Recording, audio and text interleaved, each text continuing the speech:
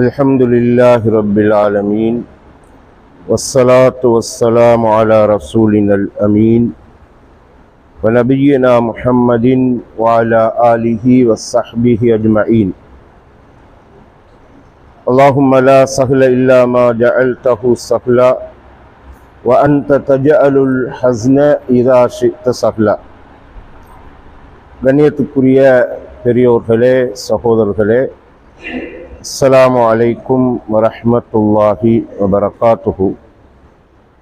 அல்லாஹு தஆலாவுடைய பாதையில் செலவழித்தல், செலவழிக்காமல் தடுத்து வைத்துக் கொள்ளுதல் விரும்பத்தகாத செயல் என்ற பாடத்தில் முதலாவது பகுதியில் இடம்பெறக்கூடிய மூன்றாவது ஹதீஸுக்கான விளக்கத்தை இன்ஷா அல்லாஹு தஆலா இன்று நாங்கள் ஆரம்பமாக படித்துக் கொள்ள இருக்கிறோம். வன் அஸ்மா காலத் கால ரசூலுல்லாஹி ஸல்லல்லாஹு அலைஹி வஸல்லம் அன்ஃபிகி வலா துஹ்சி ஃபயுஹ்சி அல்லாஹு அலைக்கி வலா தூஇ ஃபயூஇ அல்லாஹு அலைக்கி உர்தஹி மஸ்ததஅதி. முத்தஃபக்குன் அலைஹ். அஸ்மா ரலியல்லாஹு அன்ஹா அறிவிக்கிறார்கள், இறை தூதர் ஸல்லல்லாஹு அலைஹி வஸல்லம் அவர்கள் சொன்னார்கள், அல்லாஹு தஆலாவுடைய திருப்பொருத்தத்தை நாடி நீ செலவழிப்பாயாக, செலவழிக்காமல் சேமித்து வைத்து விடாதே. அவ்வாறு சேமித்து வைத்தால் அல்லாஹு தஆலாவும் உனக்கு தர வேண்டிய அந்த செல்வத்தை சேமித்து வைத்து விடுவான், தராமல் குறைத்து விடுவான். உன்னுடைய செல்வத்தை நீ இறுக பூட்டி வைக்காதே. அல்லாஹு தஆலா உன்மீது தர வேண்டிய, உன்மீது சொரிய வேண்டிய அந்த செல்வத்தை இறுக பூட்டி வைத்து விடுவான். நீ முடியுமான வரைக்கும் அல்லாஹ்வுடைய பாதையில் கொடுப்பாயாக என்று சொன்னார்கள். இந்த ஹதீஸ் சஹீல் புகாரி, சஹீஹ் முஸ்லிமிலே பதிவாயிருக்கிறது. அப்ப அஸ்மா ரலியல்லாஹு அன்ஹா அபூபக்கர் ரலியல்லாஹுடைய மகள்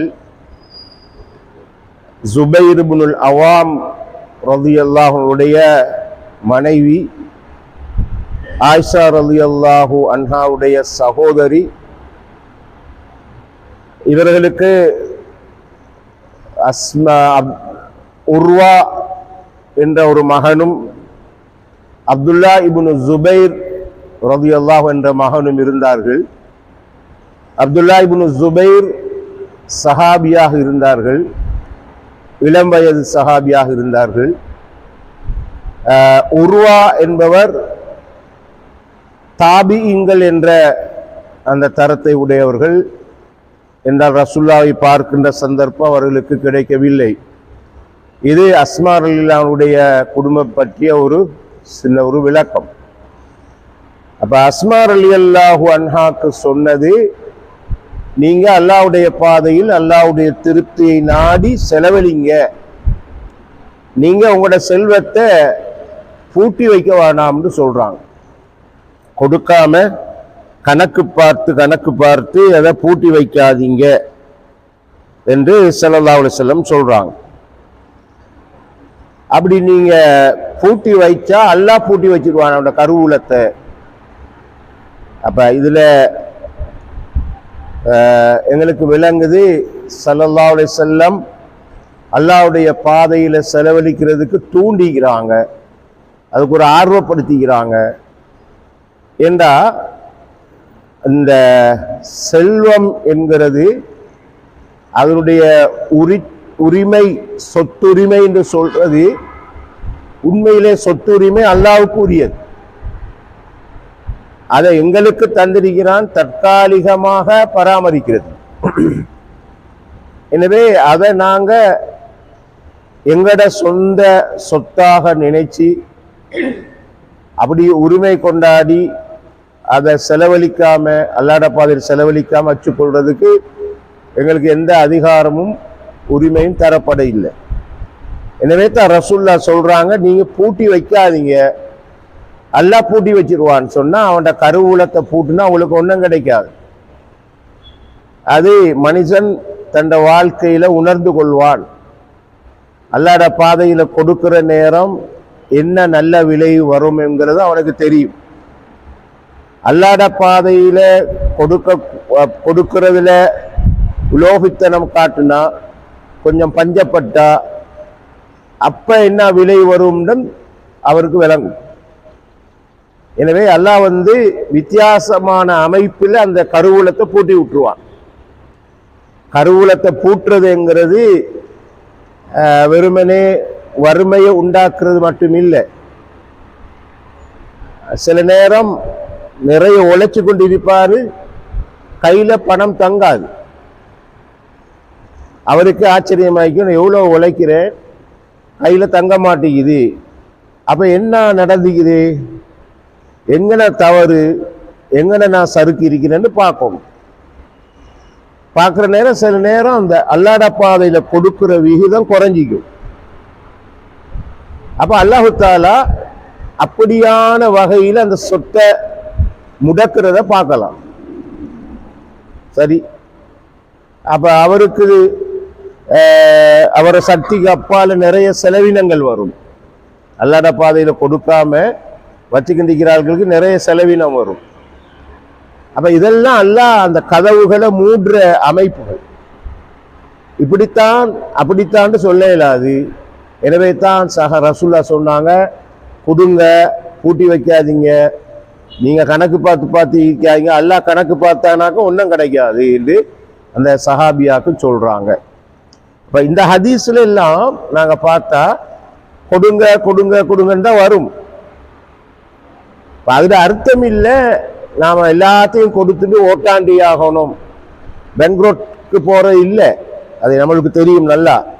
ஆனா இந்த ஹதீஸ் எல்லாம் எங்களுக்கு கொடுக்கிற மனசை உண்டாக்குறது, ஊக்குவிக்கிறது, ஆசை ஊட்டுறது. சரி, அதைத்தான் இந்த ஹதீஸ்ல நாங்க பார்க்கிறோம்.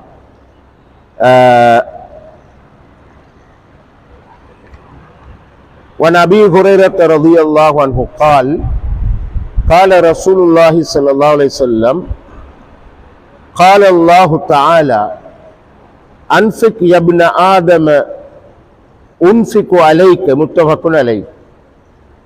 அபூ ஹுரைரா ரலியல்லாஹு அன்ஹு அவர்கள் அறிவிக்கிறாங்க, அல்லாஹு தஆலா கூறியதாக ரசூலுல்லாஹ் அறிவித்தார்கள். இது ஹதீஸுல் குத்ஸி என்று சொல்றது. அல்லாஹ் கூறியதாக ரசூலுல்லாஹ் சொன்னார்கள் அதுக்கு பேர் ஹதீஸுல் குத்ஸி. அந்த மாதிரி ஹதீஸ் ஒரு 300 மட்டும் தான் இருக்குது. அப்ப அல்லாஹு தஆலா கூறுகிறான், எப்படி, ஆதமுடைய மகனே நீ செலவழிப்பாயாக, நீ செலவழித்தால் உனக்காக நான் செலவழிப்பேன். இந்த ஹதீஸ் புகாரி முஸ்லிம்ல வரும். அல்லாஹ்வுடைய பாதையில கொடு, நான் உனக்காக செலவழிப்பேன். அப்ப அந்த முதலாவது எவ்வளவு கொடுக்கிறது, அள்ளி கொடுக்கிறது, கிள்ளி கொடுக்கிறது இல்லை, கொடுக்கிற மனப்பான்மை முக்கியம். சரி, நாம கொடுக்கணும். இன்றைக்கு நாங்க காலையை சுபுஹ் தொழுகிறோம், படுத்தெலும்பி சுபுஹ் தொழுகிறோம்டா இஷா வரைக்கும் நிறைய அமல்கள் செய்கிறோம், 5 நேரம் தொழுகிறோம், என்னமெல்லாம் செய்கிறோம். இப்போ அதுல ஒரு லிஸ்ட்ல ஈக்கணும், இன்றைக்கு நான் இவ்வளோ கொடுப்பேன், அல்லாஹ்வுடைய பாதையில் ஒரு தொகையை கொடுப்பேன். அது 20 ரூபாய் இருக்கலாம், 50 ரூபாய் இருக்கலாம், 500 ரூபாய்க்கு, அது நம்மோட வசதி கேட்பேன். ஆனா அந்த கொடுக்கிற சிந்தனை எங்கிட்ட இருக்கும். சரி, இது அல்லாஹ் தார உத்தரவாதம். ஆதமுடைய மகனேன்னு அழைச்சி சொல்றான், நீ அல்லாஹ்வுடைய பாதையில கொடு, நான் உனக்கு தருவேன். அதுக்கு பிறகு நம்மளுக்கு எந்த பயமும் தேவையில்லையே. அல்லாஹ் இல்லையா ஒரு ஆதமுடைய மகனுடைய பேசுறான், நீ கொடு, நான் தருவேன். அப்ப எப்படி தருவேன், எந்த வடிவத்துல தருவேன், எப்போது தருவேன், அது அல்லாஹ்வுக்கு தான் வெளிச்சம். நாங்க உண்மையிலே நாங்க முழுமையா முதலாவது நம்பணும் யாரும் அல்லாஹ்வைத்தானே. அல்லாஹ்ட வாக்குறுதியைத்தான் முதலாவது நம்பணும். மனுஷண்ட வாக்குறுதிகள் சில நேரம் நிறைவேற்றப்பட மாட்டாது, சில நேரம் ஏமாற்றப்படுவோம் நாங்கள். நான் அல்லாஹ் சொல்றான், நீ அல்லாஹ்ட பாதையில கொடு, நான் உனக்கு தருவேன். எப்படி எப்படி தருவேங்கிறத அந்த பணத்தை கொடுக்கிறாரு இல்லையா அவருக்கு தான் விளங்கும். எனக்கு நான் கொடுக்குறேன்னு சொன்னா எனக்கு வருவதுண்டா எனக்கு யோசிக்கலாம் இதுக்கு இது எப்படி அப்பா நடந்தது.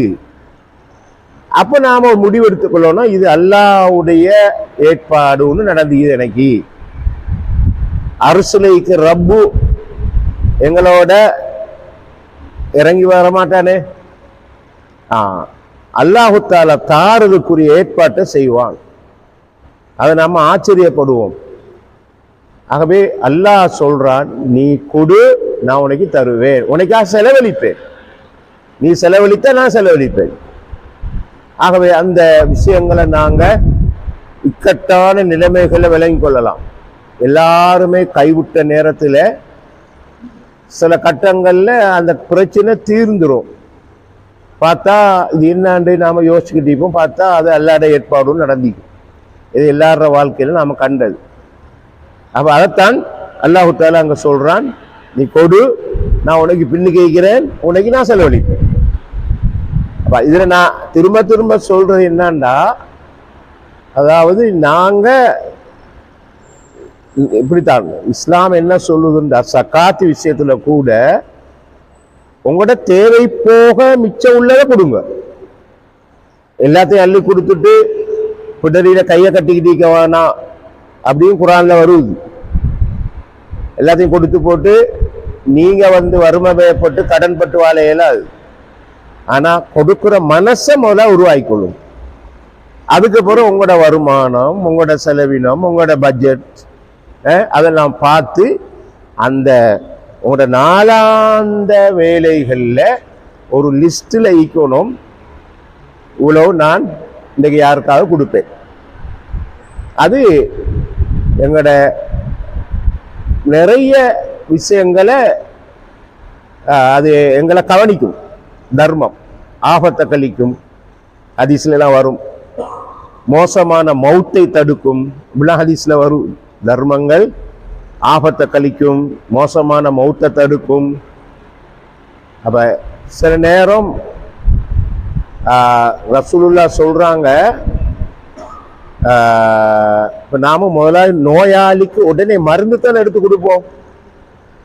ஒரு சுகமிலாம் போயிட்டு இருந்தா எந்த டாக்டர், எந்த ஸ்பெஷலிஸ்ட், எங்க ஹாஸ்பிட்டல், கான்டாக்ட் நம்பர் இப்படித்தான் தேடிக்கிட்டு இப்போ. அப்ப ரசூலுல்லாஹ் ஒரு மருந்து சொல்றாங்க, மருந்து எடுக்க சொன்ன ரசூலுல்லாஹ், மருத்துவம் செய்ய சொன்ன ரசூலுல்லாஹ் புதினமான ஒரு மருந்தை சொல்லி தராங்க, அதுதான் சதகா. எப்படி சொல்றாங்க, தாவோ மருதாக்கும் பி சதகா, உங்களில் உள்ள நோயாளிகளை சதகாவின் மூலம் சிகிச்சை செய்யுங்கள். சரி, நமக்கு டென்ஷன் ஆகுவோம், மனுஷன் தானே. உடனே ஒரு ஆளுக்கு சோமையிலா போனா வீட்டுல மனைவிக்கோ பிள்ளைக்கோ அம்மாக்கோ வாப்பாக்கோ சொன்னா நாம உடனே டென்ஷன் ஆகிரும், அது மனுஷனுக்குள்ளதுதான் இயல்பு. ஆனா கொஞ்சம் நிதானமாகி சரி அல்லாஹு தஆலாவிட்ட போட்டுட்டு தவக்கல் து அலல்லாஹ் செஞ்சுட்டு நீங்க உங்களோட கையில என்ன இருந்ததோ அதை யாருக்காக கொடுங்க, கொடுத்துட்டு மற்ற ட்ரீட்மெண்ட் ஆரம்பிக்க, மாஷா அல்லாஹ் அதுல விளைவை சந்திப்பீங்க. சரி, அப்துல்லா இப்னு முபாரக் என்ற பெரிய ஒரு இமாம், ஹதீஸ் துறையிலே ஒரு பேரறிஞர், முஹத்திஸ்.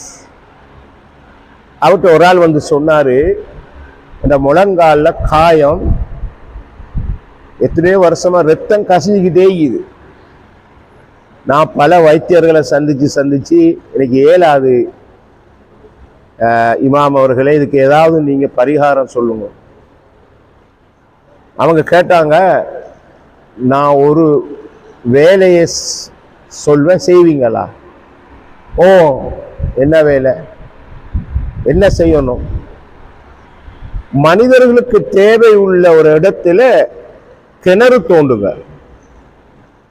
நீங்க எப்ப கிணறு தோன்றீங்களோ, எப்ப தண்ணி கிணத்துல ஊறி ஊறி வருவத வெளியே, அப்போ உங்களோட காயத்துள்ள ரத்தம் எல்லாம் உள்ளுக்க போயிரும்.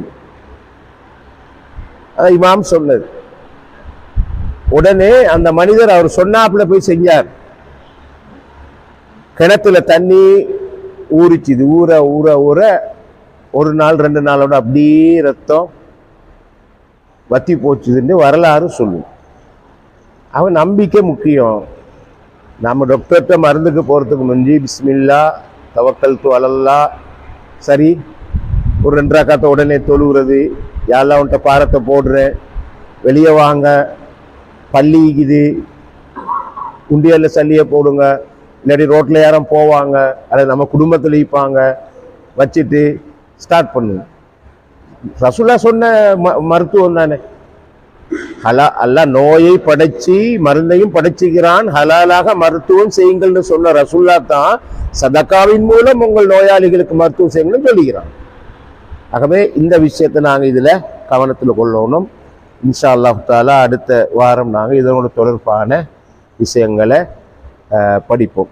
ஜஸாக்குமுல்லாஹ் கைர். சுப்ஹானக்கல்லாஹு வபிஹம்திக அஷ்ஹது அல்லா இலாஹ இல்லா அன்த அஸ்தக்ஃபிருக வ அத்தூபு இலைக்.